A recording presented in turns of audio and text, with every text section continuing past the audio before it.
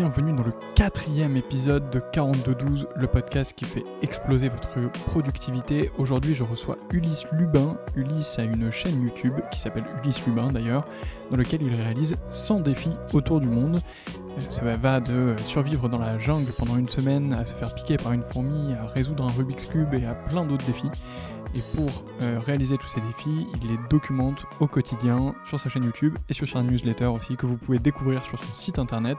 Je vous invite vraiment à le suivre. Pour faire tout ça, il a besoin d'une productivité optimale et il nous révèle tous ses secrets dans cet épisode. Si cet épisode vous plaît, n'oubliez pas de le noter 5 étoiles sur votre plateforme de podcast, à le partager autour de vous. Et il ne me reste plus que vous souhaiter une excellente écoute. À bientôt.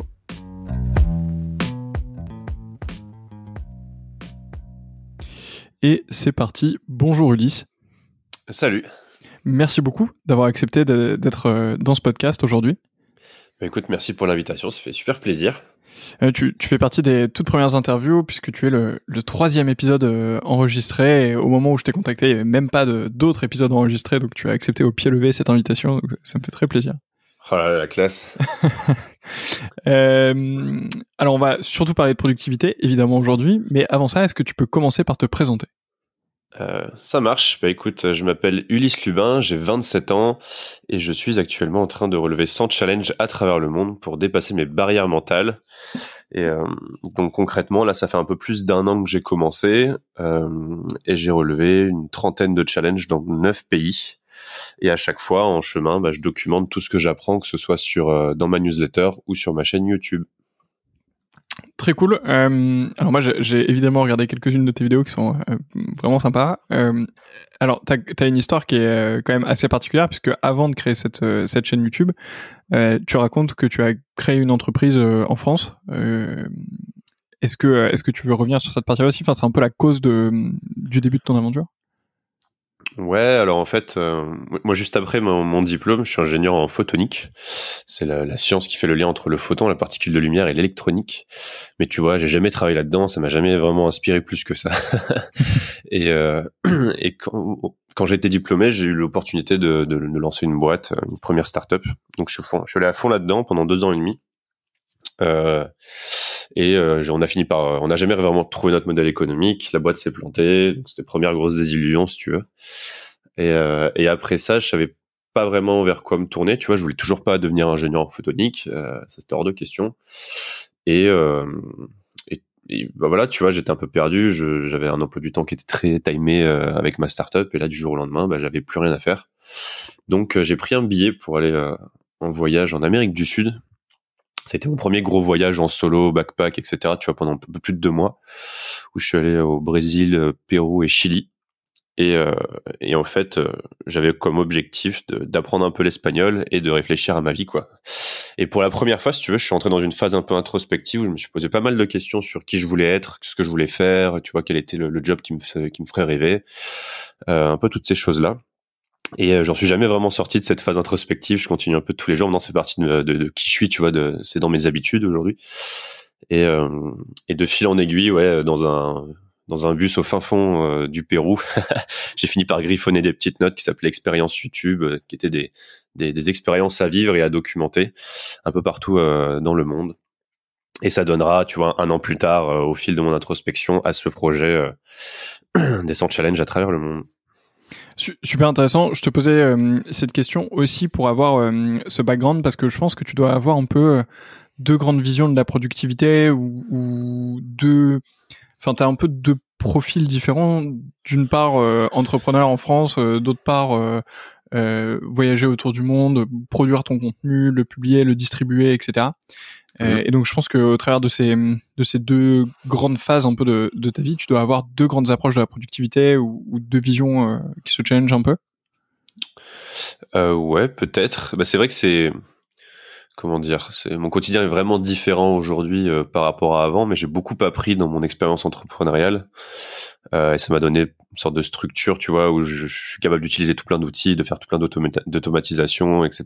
Et donc ça, je joue un peu avec ça dans dans ma nouvelle boîte, parce que ça reste une boîte aussi, hein, mais même si cette fois je suis tout seul et la philosophie derrière d'entreprendre est pas la même du tout, tu vois.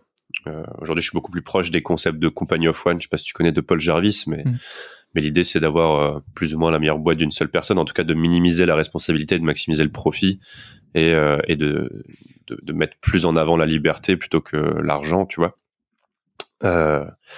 Et du coup, je suis devenu un peu un fou furieux de ces trucs-là, de tout ce qui peut me faire gagner du temps ou m'enlever de la contrainte, je prends.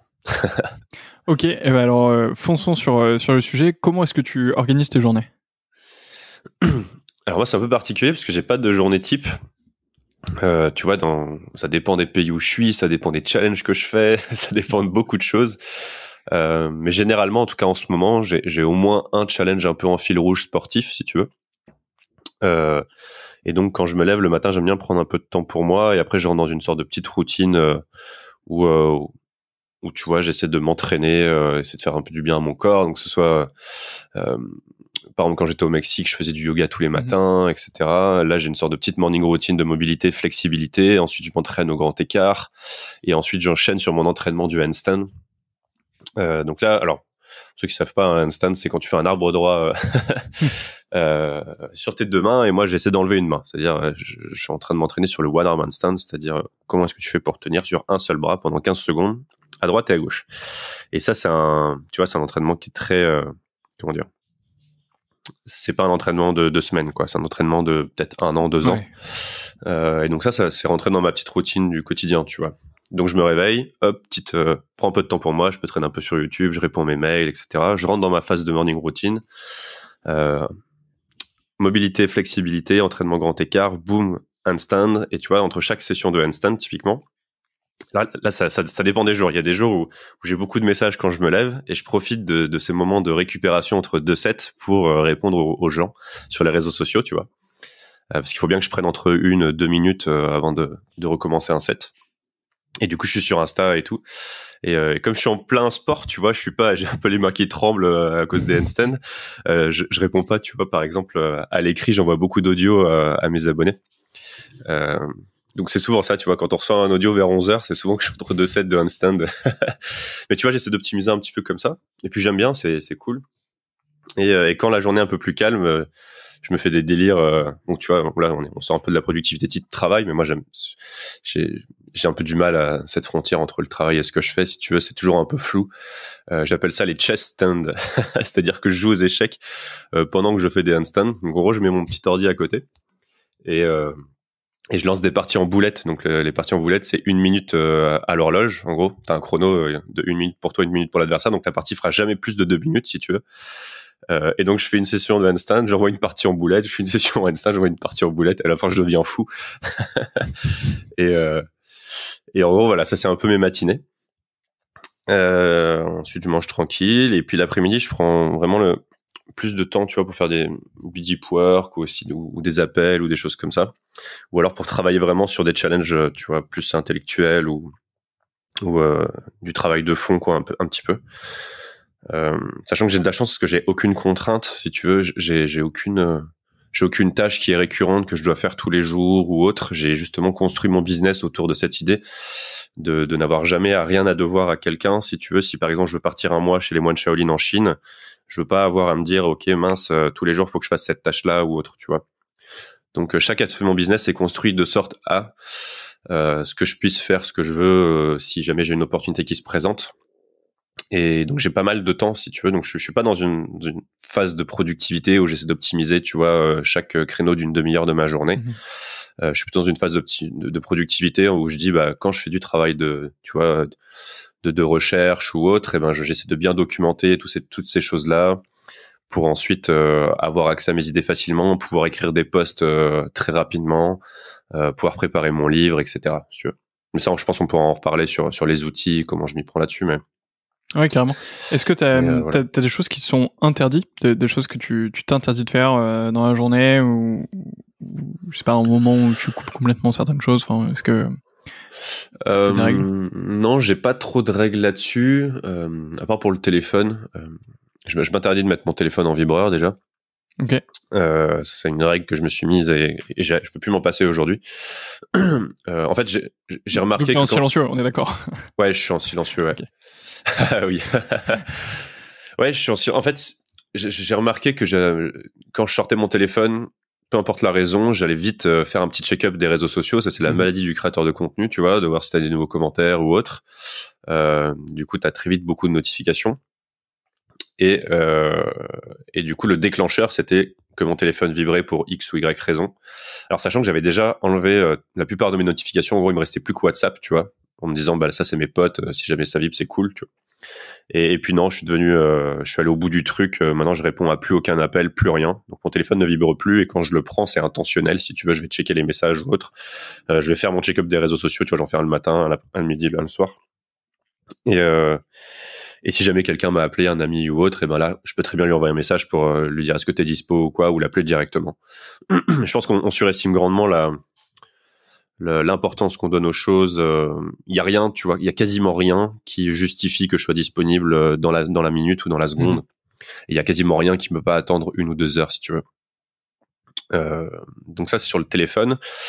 Donc maintenant, ouais, je suis en silencieux tout le temps. Avant, je passais même en mode avion une partie de la journée, le soir surtout, pour surtout pas m'inciter à retourner sur mon téléphone.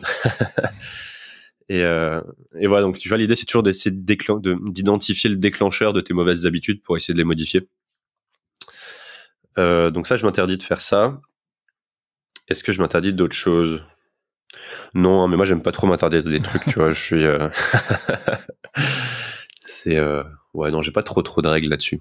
Ouais, je comprends bien. Moi, j'essaie de faire à peu près pareil sur le téléphone. Alors, dans la journée, j'ai un peu plus de mal à le mettre en silencieux parce que justement, j'essaie de rester un peu au courant, etc. Même s'il y a des moments où moi, j'ai une technique où je cache mon téléphone derrière l'ordinateur, comme ça, je vois pas du tout ce qui se passe, même sur l'écran ou autre, et j'arrête d'y penser même. Et par contre, ouais, le soir, à partir de 20h30, 21h, il est en mode avion et je répondrai à personne et j'y retourne plus avant le lendemain matin. Et la dernière règle, c'est que je le prends pas dans la chambre non plus. Ah, ok. Ah oui, si. Pardon, j'ai une règle. Ouais. C'est pas de téléphone à table. Ouais, c'est pas mal. Typiquement, quand avec ma copine, on voyage tous les deux.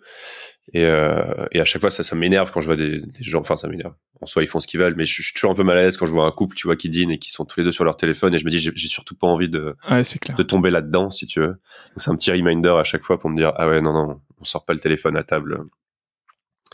Voilà, pour partager un moment, tu vois, avec la personne, tout simplement, quoi. Ouais, c'est clair. Ouais, je suis complètement d'accord. Top. Est-ce que tu as des outils pour t'accompagner un peu au quotidien et booster ta productivité? Alors, tu nous as déjà dit que oui, mais donc, est-ce que tu peux nous donner le détail? Comment est-ce que tu les fais travailler entre eux? Quels outils tu utilises? On veut tout savoir. Ouais. Ben, j'en utilise pas mal. En fait, je pense ce qui est intéressant pour comprendre les outils, c'est de comprendre la philosophie derrière, c'est-à-dire comment je consomme du contenu, comment j'en crée. Parce que je me suis conçu un système qui correspond à la manière dont moi je vis, si tu veux.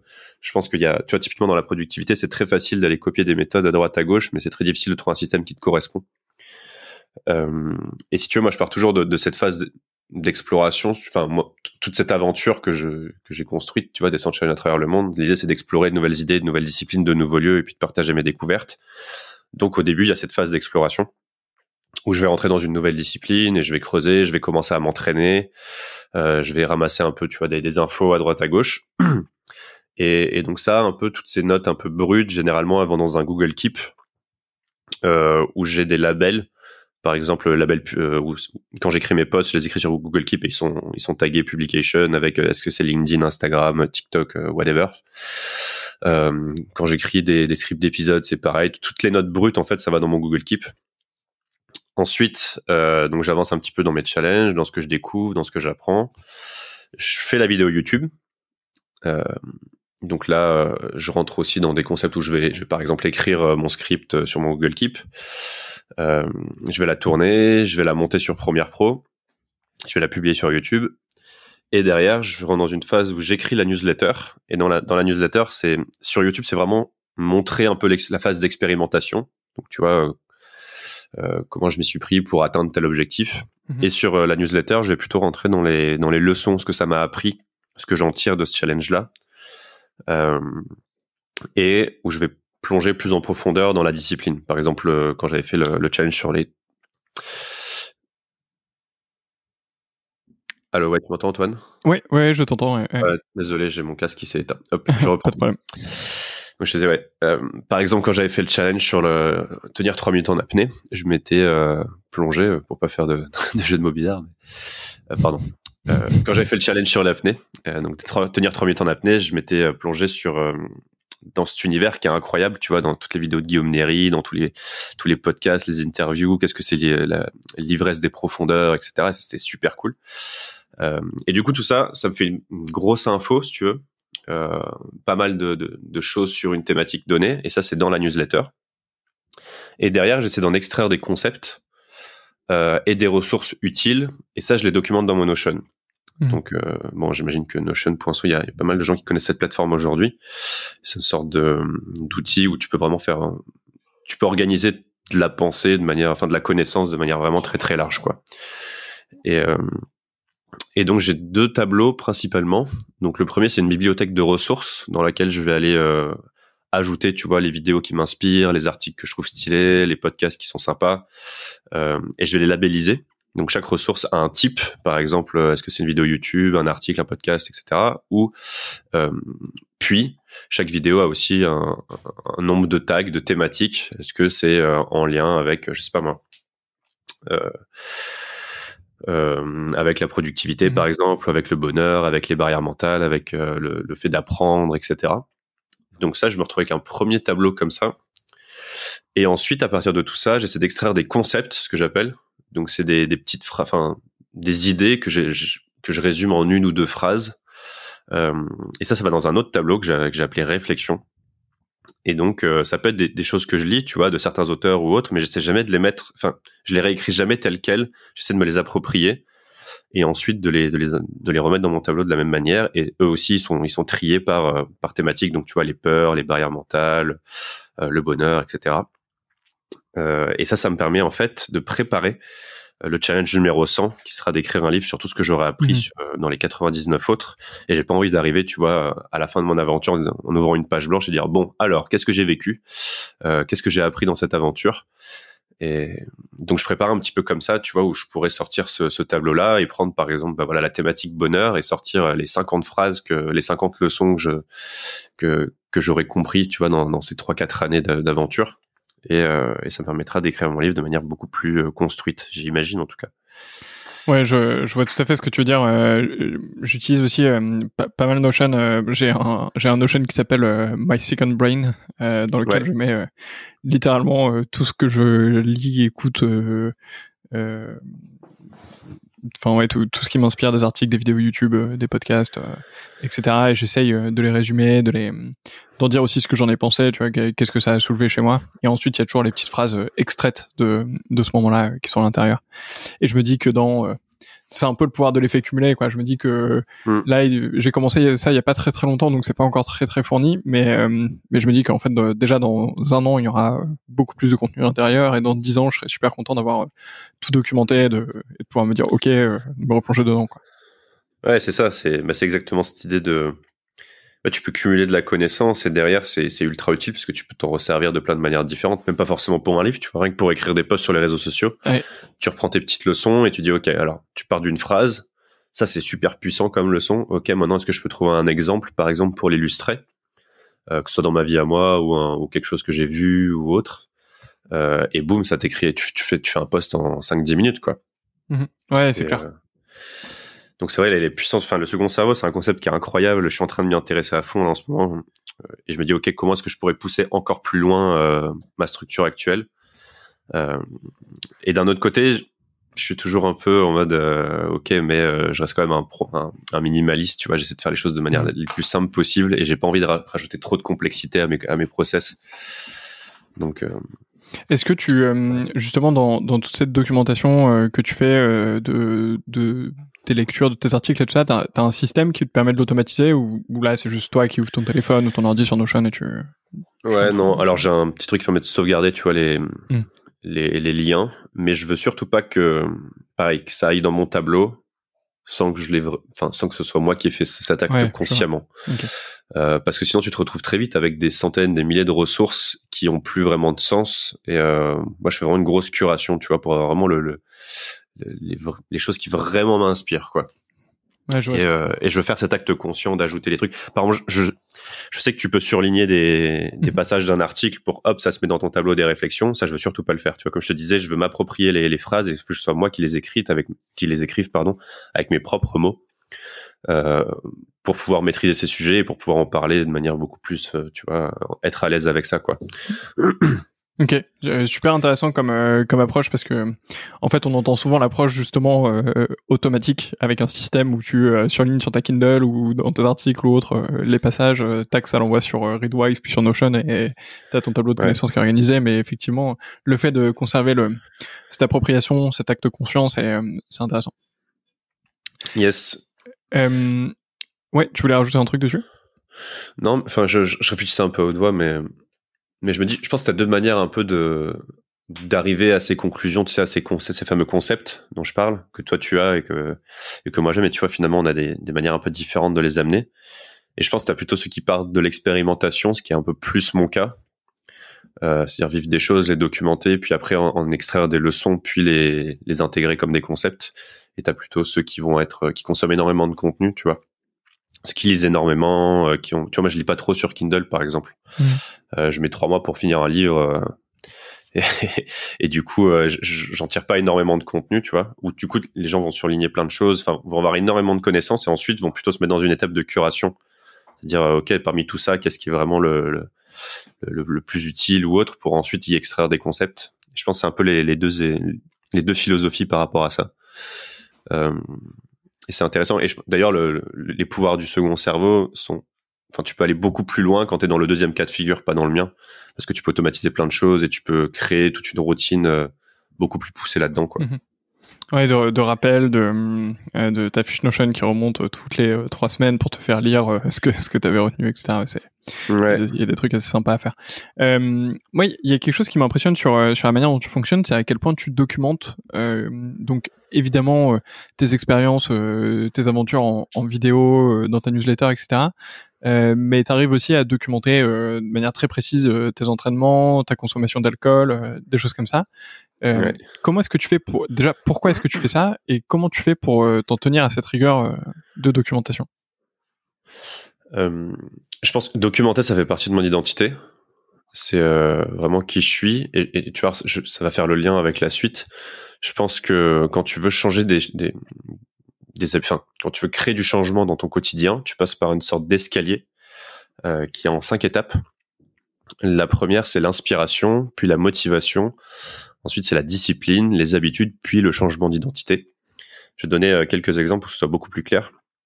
Je vais en prendre 3. Donc, un lié vraiment à la santé, par exemple la nutrition. Un autre aussi, mais qui est peut-être plus parlant par rapport au sport.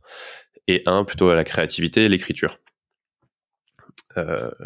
L'inspiration, par exemple, tu vas lire un post Instagram un peu waouh sur les vertus de l'écriture ou sur le fait qu'il faut bien manger ou sur le fait d'aller courir 3 fois par semaine, quels sont les bienfaits, par exemple.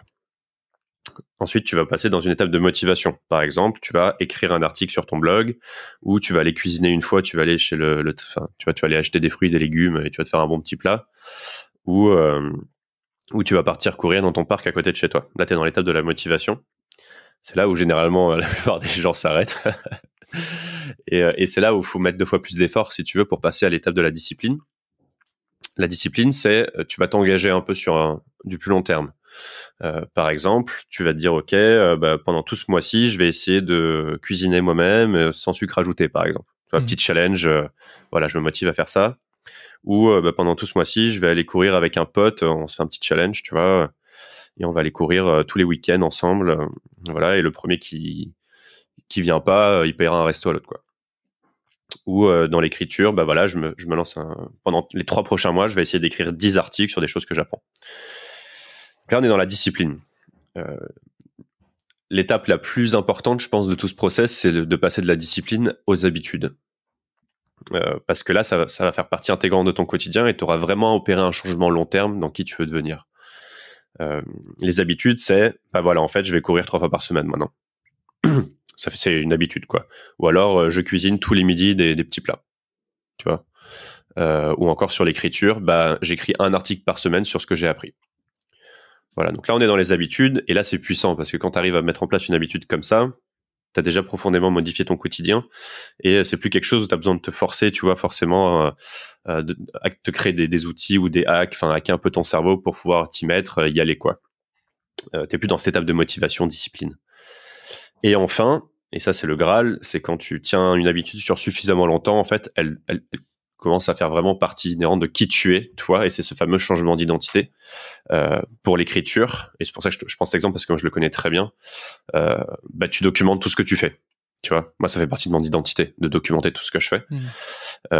Sur la nutrition, je sais pas, par exemple, tu t'es reconnu, enfin tu vois, tu fais vraiment, tu es le mec qui sait vraiment bien cuisiner, ou alors tu deviens vegan. Tu vois, typiquement les vegans, ça fait partie de leur identité, de qui ils sont. Quand tu regardes les sportifs, ça se sent que c'est des gens qui sont, tu vois, ils ont besoin de faire du sport 4 fois par semaine ou tout le temps parce que c'est inscrit dans leur ADN maintenant, tu vois. Donc c'est ça en fait, ce process-là. Donc inspiration, motivation, discipline, habitude, changement d'identité. Et moi, je suis très conscient que je peux très vite tomber de l'escalier à n'importe quel moment, quoi. Donc comme documenter fait partie de mon identité, je me sers de cet outil-là pour pouvoir gravir l'escalier sur d'autres thématiques et pouvoir passer cette étape de discipline jusqu'à l'étape des habitudes. Et après, je me dis que le long terme fera le boulot pour que ça fasse partie de mon identité. Si tu prends l'alcool, par exemple, j'ai fait mon challenge zéro alcool pendant 1 mois. Donc ça, c'était de la motivation, si tu veux. Ensuite, là, je suis plutôt dans l'étape de on est entre motivation et discipline, mais là, je suis dans l'étape où j'essaie de passer cette phase de discipline pour créer cette habitude de boire moins. Ça veut pas dire que je veux plus boire, ça veut dire que je veux boire pour les bonnes raisons, non plus parce que c'est une mauvaise habitude, mais parce que j'en ai envie, parce que je suis avec les potes ou quoi. Et du coup, j'ai ce petit tableau qui me permet de compter toutes les unités d'alcool que je bois, tu vois, donc j'ai 3 colonnes, bière, vin et autres. En lendemain d'une petite soirée ou autre, ou quand je rentre le soir, j'inscris toutes les unités d'alcool que j'ai bu et j'ai 3 labels, on va dire. Si c'est en dessous de 10, 10 ce sont les recommandations de l'OMS pour réduire grandement les risques liés à l'alcool sur ta santé. Donc ça, c'est équivaut à 5 verres de vin par semaine. Non, pardon. C'est 2 verres de vin par jour avec 2 jours sans rien. Okay. Donc, un verre de vin, c'est une unité d'alcool. Si tu en bois 2 verres de vin pendant 5 jours, ça te fera 10 et tu fais 2 jours où tu bois pas.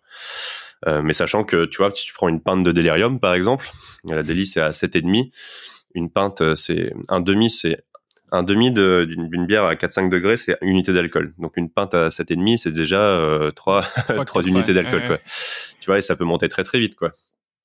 Donc, ça permet de suivre un peu ça et de me rendre compte si dans ma semaine, j'ai tenu un peu mes engagements, tu vois, j'ai pas très envie de dépasser 10 et j'ai surtout pas envie de dépasser 15. Donc si je suis en dessous de 10, j'ai une petite barre verte, tu vois, sur mon graphe. Si je suis entre 10 et 15, j'ai une barre orange, carton jaune, quoi. Et si je dépasse 15, j'ai une barre rouge, carton rouge. Et donc première barre rouge, mon retour en France là, la semaine dernière. Voilà. Ah oui. Je suis allé voir mes potes à Lyon et ça peut rouge. Se défendre. Mais bon, au moins, je sais, tu vois, quand je regarde mon tableau, je sais à quoi ça correspond et je suis capable d'identifier le déclencheur, tu vois, et de me rendre compte pourquoi est-ce que j'ai bu de l'alcool et on a fait des soirées, on s'est tous retrouvés, ça faisait 1 an qu'on s'était pas vus et j'étais presque content de le faire, tu vois. Donc c'est ça. L'objectif, c'est de limiter pour les mauvaises raisons. Enfin, tu vois, c'est ce que tu disais au début. T'as envie de boire pour les bonnes raisons Mon objectif, tu vois. Enfin, c'est de pas avoir d'accoutumance ou de pas avoir le truc au quotidien où tu dis bon allez une petite bière aujourd'hui alors qu'il y a aucune raison, quoi. Mais entre mon objectif, c'est de plus boire par habitude. Ouais, voilà. C'est de boire parce que j'en ai envie, parce que j'ai envie de passer un bon moment ou quoi. Enfin, tu vois, voilà. Ça. D'ailleurs, l'un des hacks que j'ai trouvé, c'est de me poser systématiquement la question, est-ce que tu prends cette bière par habitude ou parce que t'en as vraiment envie? Et ensuite de me répondre oui, non. Si c'est oui, alors j'hésite pas, tu vois. C'est cool. Comme je te disais, j'aime pas trop me mettre des contraintes, donc j'y vais. Et si c'est non, ok, c'est mon petit rappel, tu vois. Donc je prends de l'eau ou autre chose, et puis voilà. Puis ça se fait très bien. Ouais, c'est clair. Et sur le sport, c'était ça l'autre exemple que tu as donné tout à l'heure, où typiquement, comme j'expliquais tout à l'heure, là je m'entraîne pour le One Arm Handstand, et ça c'est un truc c'est un objectif qui est assez ambitieux. Et là j'ai un framework d'apprentissage que j'ai appelé CD modé. Donc CD majuscule, un petit M minuscule pour faire la liaison et OD majuscule. Donc C c'est pour cibler, D c'est pour déconstruire, O c'est pour orchestrer et le dernier D c'est pour documenter. Et c'est un petit peu comme ça que j'aborde chaque nouvel apprentissage. Et donc par exemple dans le cadre du One Arm Handstand, c'est un skill qui est assez complexe, qui demande d'avoir pas mal de prérequis en amont, et donc je l'ai décomposé. Donc cibler, ça va être l'objectif, par exemple, de tenir 10 secondes sur chaque bras en One Arm Handstand. Comment cet objectif je peux le déconstruire? Bah ça je l'ai décomposé en 20 milestones différentes à atteindre. Donc tu vois, chaque milestone c'est un objectif différent. Par exemple, être capable de faire un handstand, puis un grand écart, et de basculer son poids à droite, à gauche, 2 fois d'affilée pendant 3 sets sans se péter la gueule, quoi. Voilà, ça c'est un objectif très spécifique. Et donc pour chaque sous-objectif, j'écris un programme d'entraînement.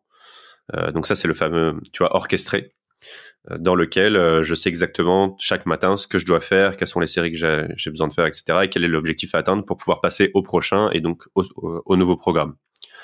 Et enfin, documenter, c'est je tiens un training journal qui est chaque session, enfin chaque jour en fait, je vais mettre quels sont les programmes que j'ai faits. Donc tu vois, je t'avais parlé au début de morning routine, flexibilité, mobilité, entraînement handstand, entraînement grand écart, tout ça c'est des programmes différents. Et donc dans mon tableau, je vais mettre OK, bah en mobilité, j'ai fait ce programme-là, en handstand, j'ai fait ce programme-là, et dans les extras, par exemple, je suis allé jouer au tennis. Et ensuite, je vais mettre des commentaires sur est-ce que j'ai eu mal quelque part, qu'est-ce que j'ai réussi à faire ou pas faire, ou, tu vois. Dans la vidéo, j'ai remarqué que ça, je le faisais pas bien, etc. Et donc là, je suis dans la fameuse phase de documentation. Et en fait, c'est un système qui me correspond vraiment bien pour apprendre. Ça veut pas dire qu'il faut le copier.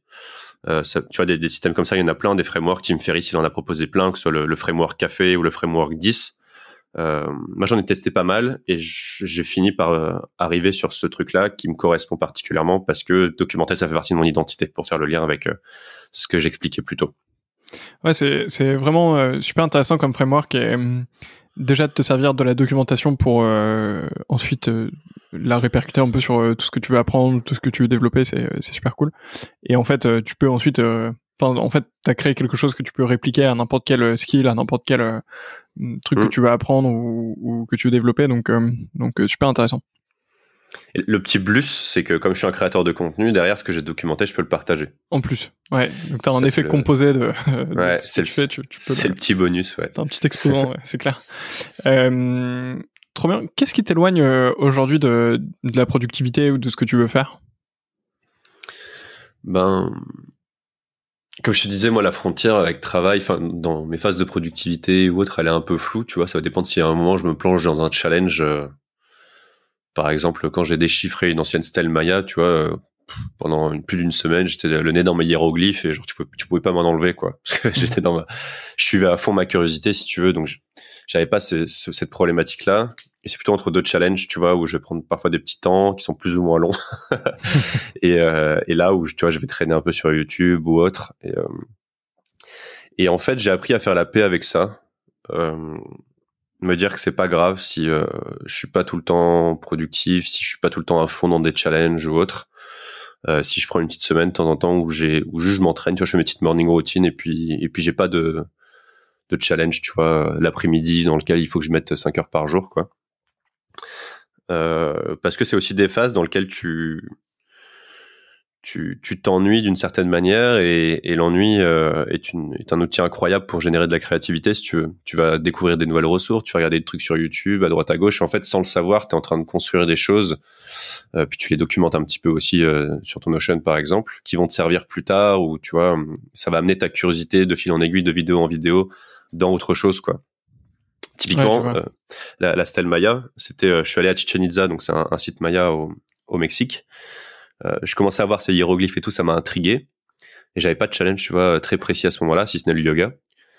Et je me suis dit, ok, en rentrant, j'ai commencé à regarder une ou deux petites vidéos, puis je me suis maté un C'est pas sorcier, puis un petit, tu vois, classique. Puis 2-3 petits documentaires. Et je me suis dit, mais c'est passionnant ce truc. Puis j'ai fini par télécharger un livre de 160 pages sur l'écriture Maya.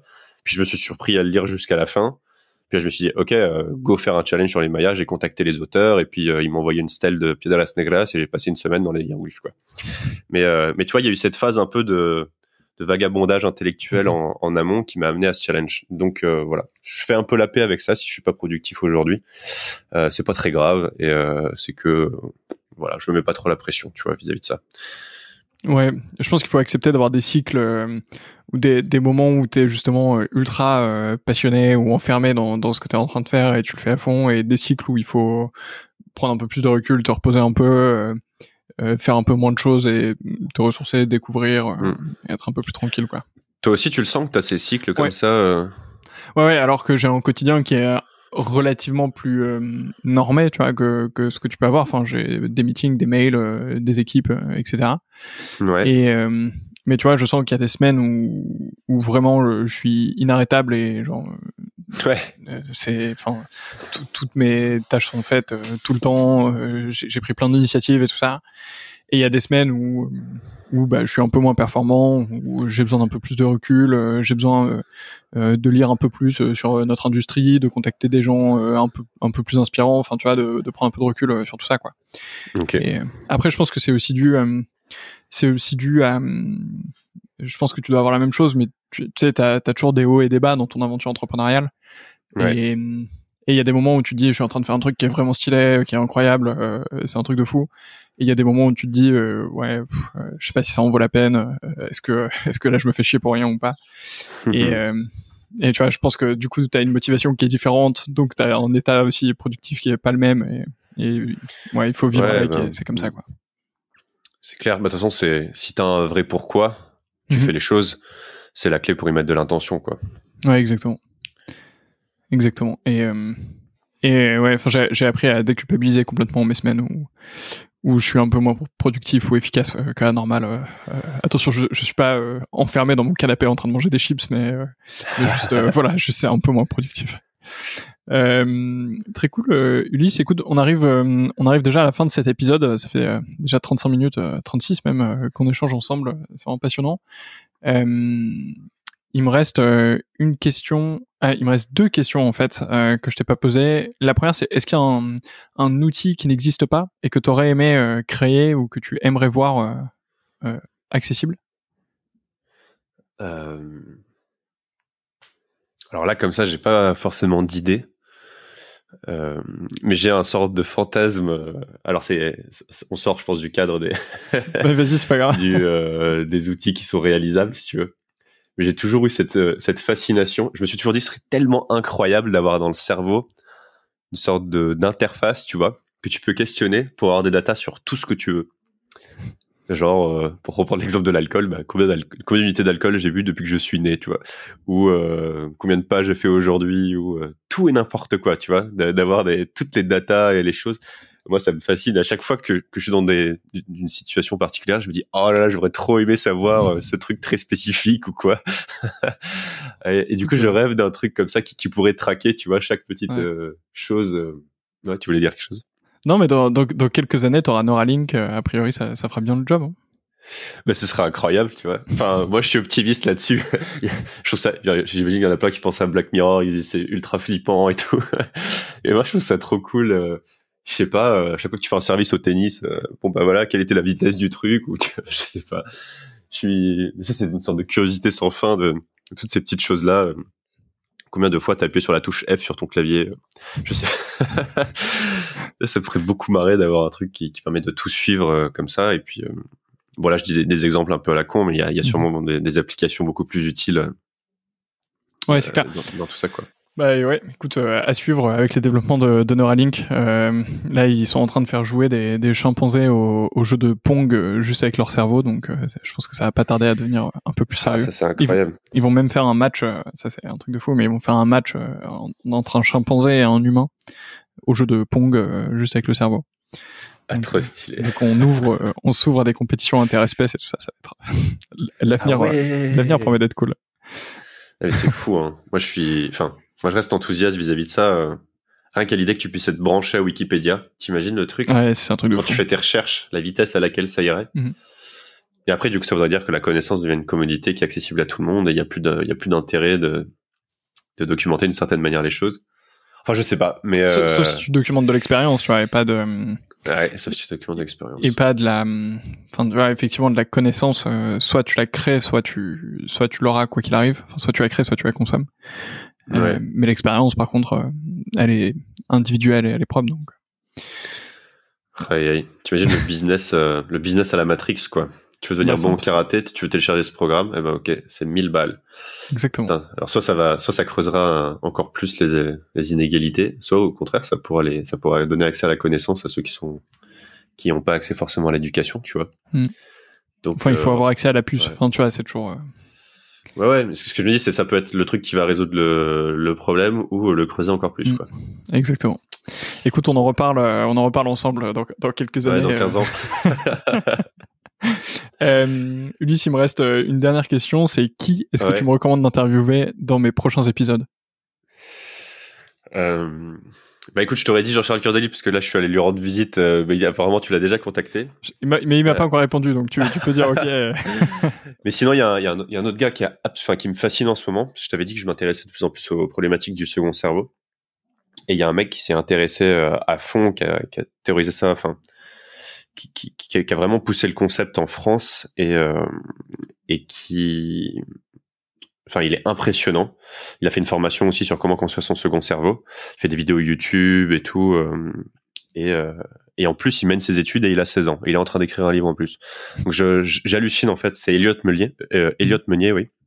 Je sais pas si tu connais, mais ce mec il est juste hallucinant en fait pour son âge, ce qu'il est capable de faire. Enfin, le mec est 2 fois plus productif que moi et a 3 fois plus d'activité et il a 16 ans, tu vois. Alors moi, son âge, je faisais pas grand chose, quoi. Je joue aux jeux vidéo, c'était déjà pas mal. Donc ouais, hyper intéressant. Enfin, je suis très curieux de son avenir, ce qu'il va devenir quand je vois ce qu'il est déjà capable de faire, quoi. Ok, et ben écoute, c'est noté et compte sur moi pour l'inviter dans les prochains épisodes de ce podcast et je te tiendrai bien sûr au courant.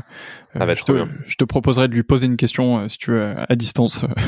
Ah, ça marche, trop cool. Par procuration, comme ça. Tu seras pas déçu. Ça marche. Bon, merci beaucoup Ulysse pour ton temps, c'était vraiment super cool. Merci Antoine pour ton invitation. Pour les personnes qui nous écoutent, n'oubliez pas de partager cet épisode autour de vous, envoyez-le à 2 personnes. Suivez Ulysse alors t'es sur YouTube et sur tous les réseaux sociaux. Abonnez-vous à sa newsletter. Ouais, Ulysse Lubin partout, quoi. Voilà, vous trouverez. Abonnez-vous à sa newsletter évidemment. Et n'oubliez pas de mettre 5 étoiles à ce podcast, c'est super important. 6 Ulysse, même. 6, allez c'est parti. Demandez à Apple de débloquer cette feature. Ouais. Ulysse, merci encore pour ton temps. C'était vraiment un plaisir d'échanger avec toi aujourd'hui. Ouais, trop cool, merci. Et à bientôt. Merci, à plus. C'est déjà la fin de cet épisode. J'espère qu'il vous a plu. Si c'est le cas, n'oubliez pas de le partager autour de vous. À très bientôt sur 4212 et sur tous les réseaux sociaux. Salut!